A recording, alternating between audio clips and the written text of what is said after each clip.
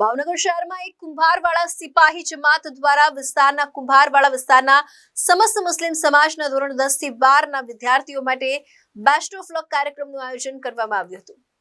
કુંભારવાળા સિપાહી જમાતના પ્રમુખ યાસીન ખાન પઠાણના નેતૃત્વમાં એજ્યુકેશન સમિતિના રફીક ખોખર, ઇમરાન શેખ, સમીર પઠાણ તમામ કમિટીના મેમ્બર હાજર રહ્યા હતા અને તમામ મેમ્બરનું સન્માન ગિફ્ટ આપી કર્યું હતું। આ વિસ્તારના વિદ્યાર્થી માટે બોર્ડ પરીક્ષાની તૈયારી કેવી રીતે કરવી તે હેતુ બેસ્ટ ઓફ લક કાર્યક્રમનું આયોજન કરી 38થી વધુ બાળકોને પ્રોત્સાહિત ઇનામ આપ્યા હતા। રઈસભાઈ કાજી તેમજ અલ્તાફભાઈ ખોખર દ્વારા વિદ્યાર્થીઓને માર્ગદર્શન આપવામાં આવ્યું હતું। સૌથી વધારે 10th બોર્ડ અને 12th સાયન્સ, કોમર્સ અને આર્ટ્સ બંને ત્રણેયનું મિક્સઅપ કરીને સિપાઈ સમાજ ટ્રસ્ટ દ્વારા કુંભારવાડા ખાતે યોજવામાં આવ્યો અને તેમાં બંને જે નિર્ણાયકો જે જોઈ શકો છો બંને સર પણ ઉપસ્થિત છે।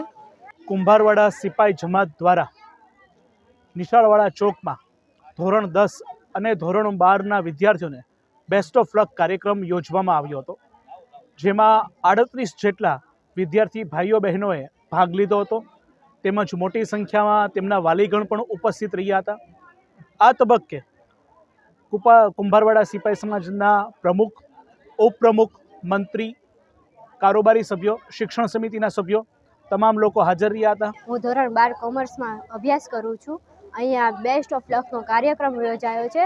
તેમાં દરેક કારોબારી સભ્યો દ્વારા ખૂબ જ એક નિષ્ણાંતોને બોલાવવામાં આવ્યા છે। તેના દ્વારા અમને મોટિવેટ કરવામાં આવ્યા છે। તેના દ્વારા પેપરમાં કેવી રીતે પ્રેઝન્ટેશન આપવું, પેપરમાં કેવી રીતે ટાઈમ્સ ઓલો કરવો એ બધું આપણને અહીંયા શીખવવામાં આવ્યું છે કે જેના લીધે આપણો પેપર સમયસર પૂરો થઈ જાય। રિસિપ્ટને આપણે કેવી રીતે જારી રાખવી જોઈએ કે જેની ઝેરોક્સ કરાવીને રાખવી જોઈએ કે જેથી આપણે ભૂલી જઈએ તો આપણે વાંધો ન આવે।